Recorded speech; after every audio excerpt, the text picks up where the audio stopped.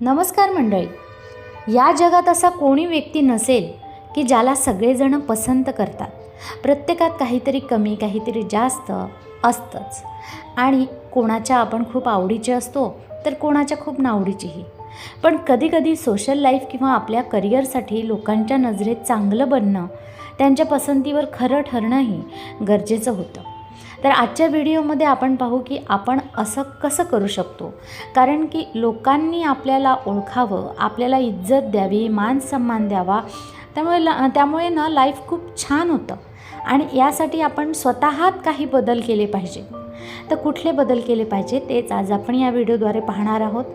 की स्वतःला इतकं बदला की लोक विचार करतच राहतील. स्वतःवर लक्ष द्या, इतरांवर नाही. पण मग ते कसं? तर त्यातला पहिला मुद्दा असा आहे की अशी कामं करा की लोक तुम्हाला लक्षात ठेवतील. लोक आपल्याला नेहमी दोन कारणानेच लक्षात ठेवतात. एक म्हणजे तुमच्यातील कुठल्या तरी चांगल्या गोष्टीमुळे आणि दुसरं म्हणजे कुठली तरी खूप वाईट गोष्ट किंवा तुमच्या वाईट तुसड्या रागीट वागणुकीमुळे तुम्ही लक्षात राहता. आता लक्ष देण्याजोगी गोष्ट ही आहे की आपण जे करतो ते आपल्या व्यक्तिमत्वाला अनुसरूनच करत असतो. म्हणूनच तुमच्या कोणत्याही चांगल्या वाईट कृतीची छाप लोकांवर पडून तुमची एक इमेज लोकांच्या मनात क्रिएट होते. कारण आपल्याला बोलण्यापेक्षा आपल्या कृतीद्वारे आपण जास्त सांगत असतो की आपण काय आहोत. म्हणून आपल्यात असं काहीतरी असावं की लोकांच्या ते आवडीचं असेल, खरं असेल. त्यामुळे की नाही आपली लोकांच्या मनात एक स्ट्रॉंग आयडेंटिटी बनते आणि लोक तुमच्यासोबत जास्त चांगल्या प्रकारे वागतात. दुसरं आहे स्वतःच्या आवडीचे बना.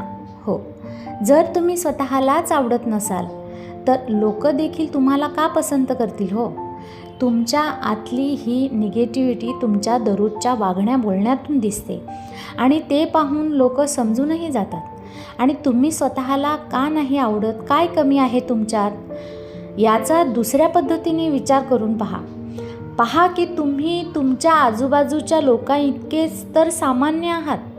कुणाला इम्प्रेस करण्यासाठी किंवा ॲडमायर करण्यासाठी त्यांच्यासारखं बनण्याचा प्रयत्न कधीच करू नका. त्याऐवजी हे जाणून घ्या की तुम्ही कोण आहात आणि कोणकोणते चांगले गुण तुमच्यात लपलेले आहेत आणि ह्या सगळ्या चांगल्या गोष्टीला आपल्या पर्सनॅलिटीत सामील करा, त्या डेव्हलप करा. जर तुम्ही इतरांसारखे बनण्याचा प्रयत्न करता तेव्हा वेळेनुसार ते सगळे बदलतील आणि मग तुम्ही ते बनू शकणार नाहीत. म्हणून शक्यतो नॅचरली आपल्या आयुष्याला एन्जॉय करा आणि स्वतःवर प्रेम नक्की करा.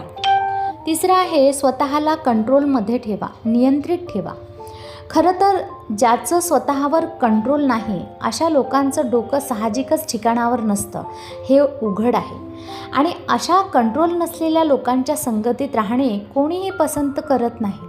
त्यामुळे स्वतःवर ताबा ठेवा, शांत रहा, एक सॉफ्ट नम्र लाईट ॲटिट्यूड बनवून ठेवा. तेव्हाच लोक तुमच्यासोबत कम्फर्टेबल फील करतील.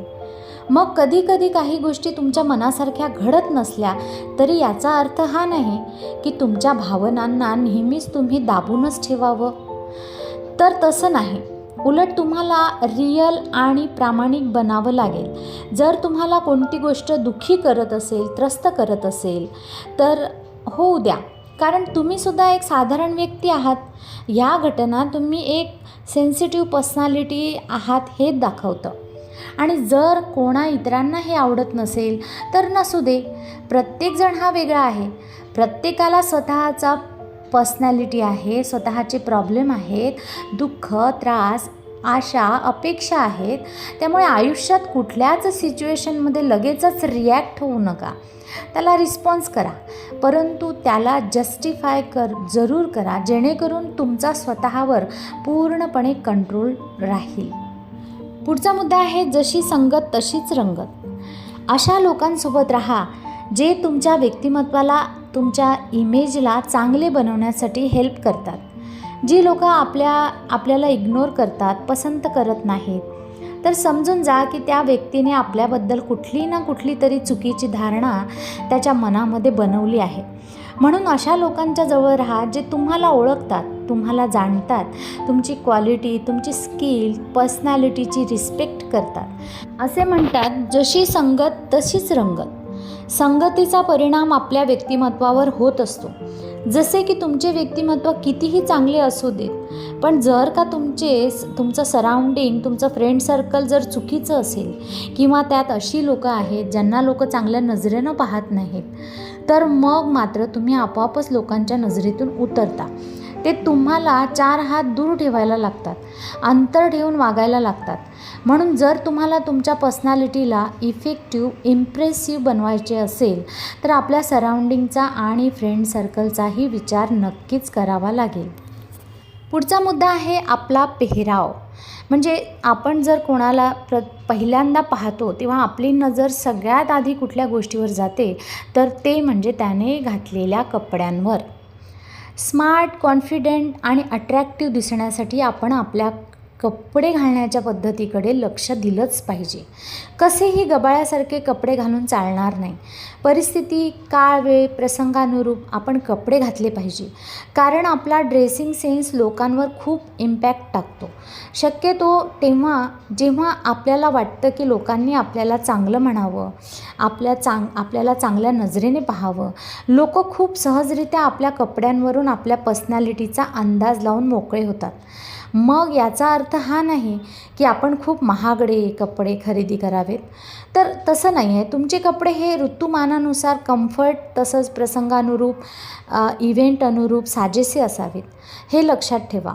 एक खूप चांगले कपडे घातलेला व्यक्ती सगळ्यांचेच लक्ष वेधून घेतो. पुढचा मुद्दा आहे समोरच्या व्यक्तीला रिस्पेक्ट द्या, त्याच्या चेहऱ्यावरही आनंद निर्माण करा. प्रत्येक व्यक्ती हा वेगवेगळ्या स्वभावाचा असतो, पण आपल्या प्रत्येकात काही ना काही चांगल्या गोष्टी असतात आणि प्रत्येकजण समोरच्याकडून अटेन्शनची अपेक्षा ठेवत असतं की लोकांनी आपली पर्वा करावी, आपलं महत्त्व समजावे, तुमच्याकडे लक्ष द्यावे. त्यामुळे आपण खुशीत राहतो, आपल्याला चांगलं फील होतं आणि आपण समोरच्यालाही दाखवावं की आपण त्यांच्यासाठीही युजफुल, हेल्पफुल, सपोर्टिव्ह आहोत. फक्त एका गोष्टीची काळजी घ्यावी लागेल, ते म्हणजे तुम्ही जे काही कराल ते खोटं नाटं, फेक, भपाऱ्या मारणे असे वाटता कामा नये. जसे की कोणाची नेहमीच वाहवा करत राहणं किंवा आपण सारखी त्यांची मदत करत राहतो, हे सतत त्याला दाखवणं, तर समोरच्याला ह्या गोष्टी इरिटेट करू शकतात. म्हणून तुम्ही प्रामाणिक राहूनच हे दाखवू शकता की तुम्हाला त्यांची काळजी आहे. त्यांना आनंदी ठेवा. कुणालाही आनंदी असणाऱ्या व समोरच्यालाही आनंद देणाऱ्या लोकांसोबत राहायला आवडतं, त्यामुळे तुम्ही स्वतः आनंदी राहा. तुमच्या चेहऱ्यावर नेहमी स्माईल असणं या गोष्टीचं प्रतीक आहे की तुमचे विचार पॉझिटिव्ह आहेत आणि तुम्ही कोणत्याही टफ सिच्युएशनला हँडल करण्याची क्षमता ठेवता. आशा करते व्हिडिओतले विचार नक्की तुम्हाला मार्गदर्शक ठरतील. व्हिडिओ आवडल्यास नक्की लाईक करा, शेअर करा. चॅनलवर नवीन असाल तर सबस्क्राईब करा. बेलायकनची घंटी दाबायलाही विसरू नका, जेणेकरून माझ्या येणाऱ्या सकारात्मक व्हिडिओची लिंक तुम्हाला सगळ्यात आधी मिळेल. धन्यवाद.